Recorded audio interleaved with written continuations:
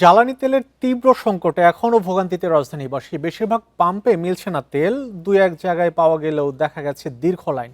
Rationing পদ্ধতিতে তেল নিতে অপেক্ষা করতে হচ্ছে প্রায় 4 থেকে 8 ঘন্টা পর্যন্ত। চালকদের অভিযোগ, দীর্ঘ অপেক্ষার পরও যে পরিমাণ জ্বালানি দেওয়া হচ্ছে তা মোটেই পর্যাপ্ত নয়। অনেক স্থানে জ্বালানি সরবরাহ বহাল থাকলেও দীর্ঘ লাইনে ঘন্টার পর ঘন্টা দাঁড়িয়েও পাওয়া যাচ্ছে সামান্য তেল। বিপাকে বাইকার, রাইডার ও অফিসগামী মানুষ।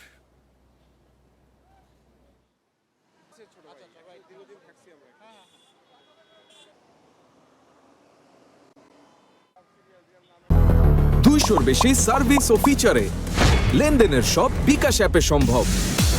জ্বালানি তেলের সংকট নিয়ে আরো জানবো। টাঙ্গাইল থেকে যুক্ত হচ্ছেন সহকর্মী মামুনুর রহমান। মামুন, একটু জানাবেন টাঙ্গাইলে কি পরিস্থিতি? আজকে ছুটির দিন, পাম্পগুলোতে ভিড় কেমন দেখছেন?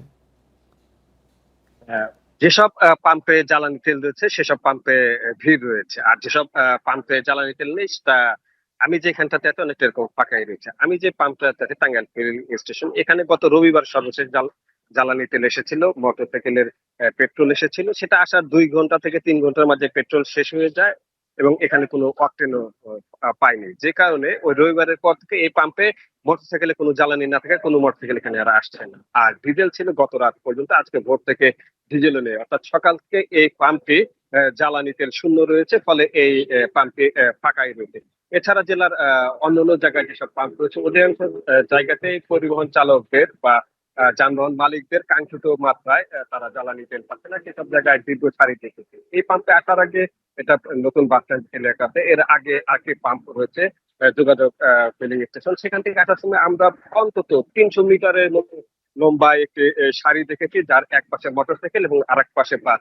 বাসের এই দীর্ঘ সারিটি জ্বালানি পর্যন্ত আমরা দেখতে পাইনি, কিন্তু আজকে সেই যোগাযোগ ফিলিং স্টেশনে অন্তত 12 থেকে 14টি বাসকে জ্বালানি তেল সংগ্রহ করার জন্য সারিতে দাঁড়িয়ে গেছি, যেটা ইতিপূর্বে আমরা দেখি। অর্থাৎ জেলা জুড়ে যে জ্বালানি তেলের যে সংকট রয়েছে সেটা উত্তরন্ত হয়নি, বরঞ্চ কোনো কোনো ক্ষেত্রে দেখে মনে হচ্ছে সেটা আরো প্রকট হয়েছে।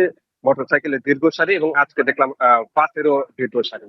ফলে এই তেলে পাওয়ার জন্য যারা যানবাহনের মালিক তারা চেষ্টা করছে এবং তারা দাবি করছে যে এই জ্বালানি তেল ব্যবস্থাপনায় আরো কার্যকরী কোনো পদক্ষেপ গ্রহণ করবে এখানকার জেলা প্রশাসন, এমনটি তারা প্রত্যাশা করছে। সংকটে টাঙ্গাইলের বেশিরভাগ পাম্প বন্ধ রয়েছে, সে খবর জানাচ্ছিলেন সহকর্মী মামুনুর রহমান।